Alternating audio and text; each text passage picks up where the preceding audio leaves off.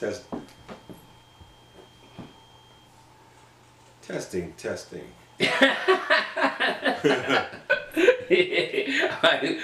Yo, as you can see now, this entertainment here, King Manifest got a lot. With who? Mr. Grind himself, Mr. Don't Stop, Mr. Do It All, Mr. Comedian. You know, Mr. Also, let's put in Mr. Fundraiser.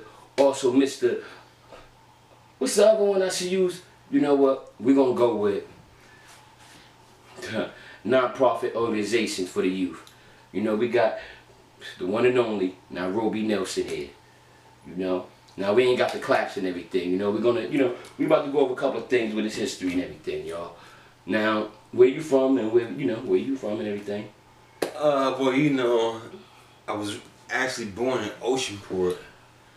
At the Army Hospital. Me too. Wow. Yeah, really? True story. So you was the last year.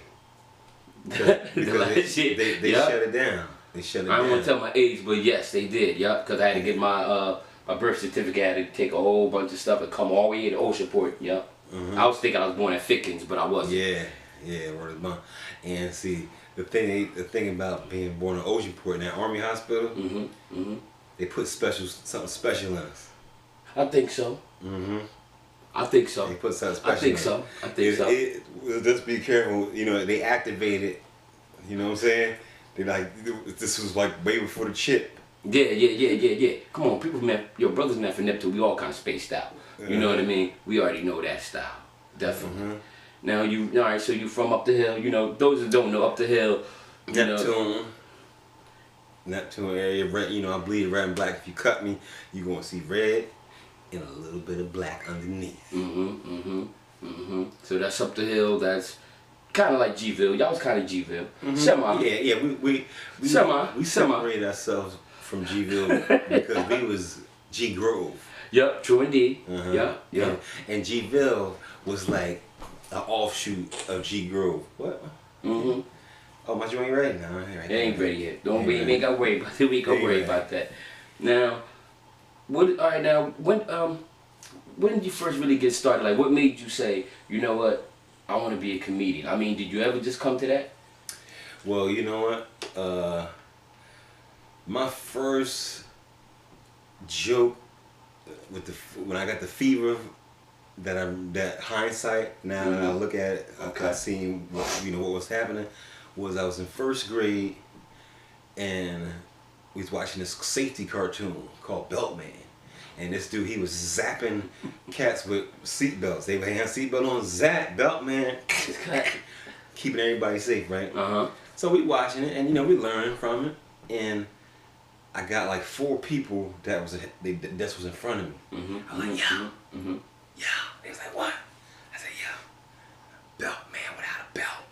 And I dropped my pants, and everybody started laughing. I picked them up real quick, sat until like I ain't doing nothing, But looking at it now, I got a little audience, and I just had to tell a joke about the serious safety movie. And mind you, you ain't supposed to be acting a fool. I think your mom, she was a teacher too, so you just acted a damn fool. Yes, and Dad was in the military hard.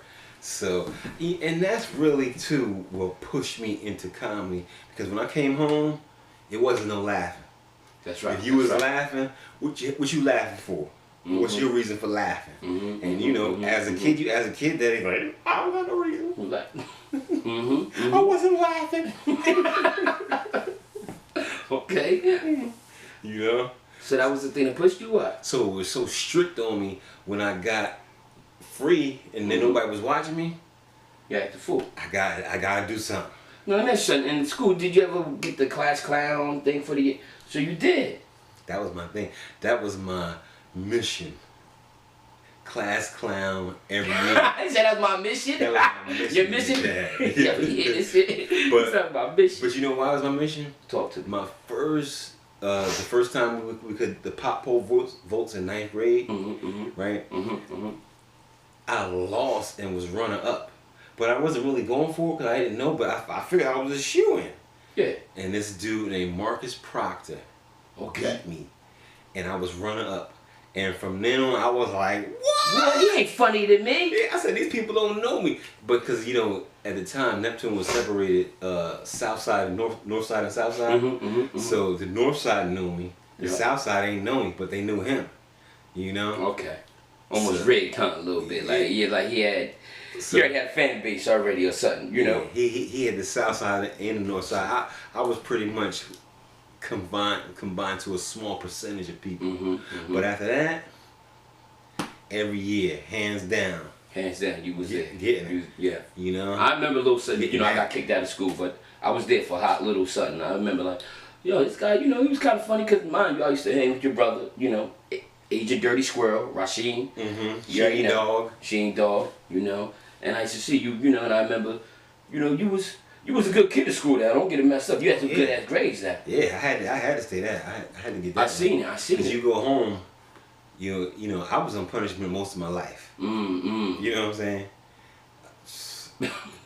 From my birthday through Christmas through all Halloween that, too. You know? Yeah, I remember. We technically we didn't celebrate the holidays. Okay, we're gonna get into that. But my pop used to be like, you know, things are on sale.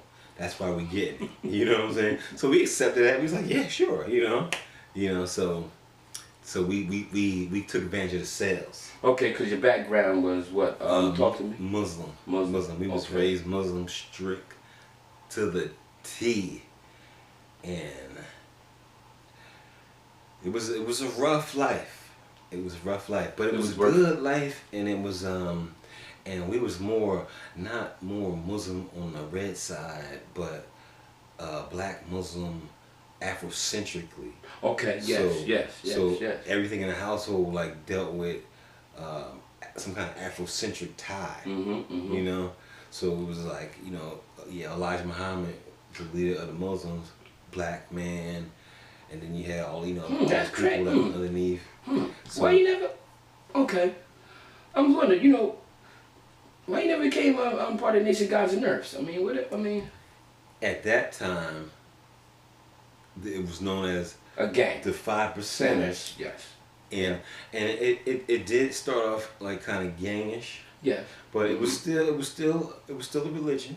You know? It's a culture. Okay. But for us being Muslims, we was 10%. Yes. So 5% was like an offshoot of being Muslim. Yep. W.D. Farad brung it and he gave it to Elijah Muhammad, and Elijah Muhammad, you know, he gave it to Malcolm X, you know, and that's where the father got his studies from, Temple 7, and he came with supreme mathematics, you know, alphabets, you know. Right. That's a little history on that, y'all. Okay.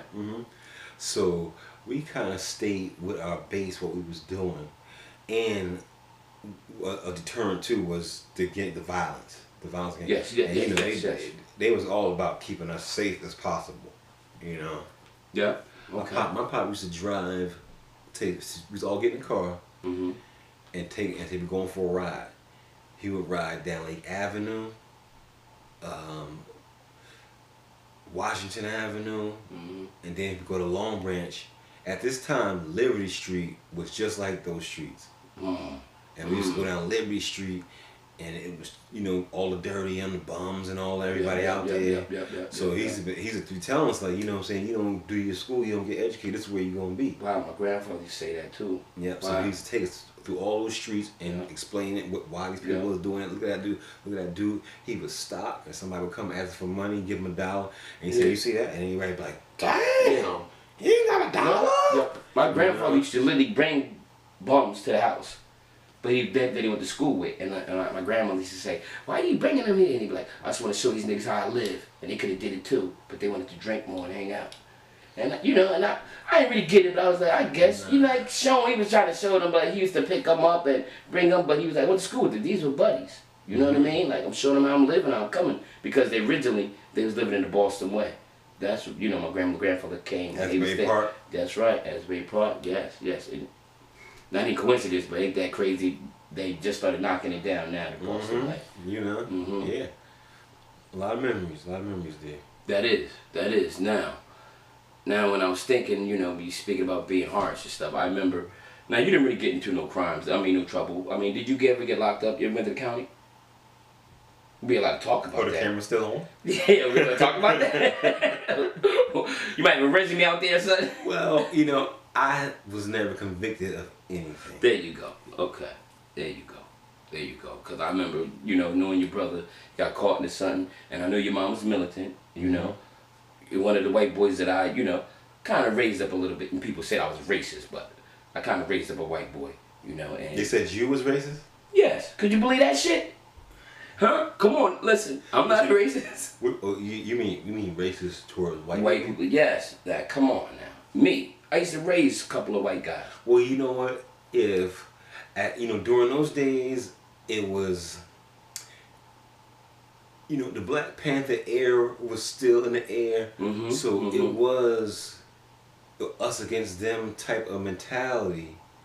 But as far as everybody acceptance and befriending, like saying one white boy could be cool. Yeah. You was this person that discovered that. You was like the Christopher Columbus. Thank you. I guess cool so. White boys. I guess you. I don't know if that's a penalty now or reward and shit, because there's two of them now. See what you bring it. You like, yeah, I remember you saying here with them dirty white boys and shit. They was alright. You be like, yo, King, who is this? And you like, hold on, he cool. This my man. And it was a few. You had a few under your belt. We just gonna name. All right. Okay. We had. I'm telling you, you was the one that was discovered. You was going around discovering it. Yeah. Like, yo, he alright. Listen, this is me. I'm telling you. You know what I mean? This is me. And I remember it was a situation got caught up. He was doing some crime shit, and your brother got caught up. With one of the white boys. You know what I mean? We're not racist and shit. Okay, y'all know. We know who those that do. They know the guy's name. So long story short, I'm just gonna call him Red. Next thing you know, we at a store, and probably like a week after they had both got locked up for something, and we seen your mom, and I'm in the car, and your mom literally, when he was going out to get the Dutchess, he come back, she kind of waited a little bit for him and seen him and walked up and spit right in front of his feet like, tuh, like, what's up, like. She didn't say what's up, but it was that face. I'm not trying to say nothing bad, but I was like, she don't like you. So I said, what did you say to this? I ain't say nothing. She's mad at me because she think I got a son. And I'm like, well, you probably did. You know what I mean? So that's what I was thinking about. How I was kind of militant a little bit in your house. And I'm,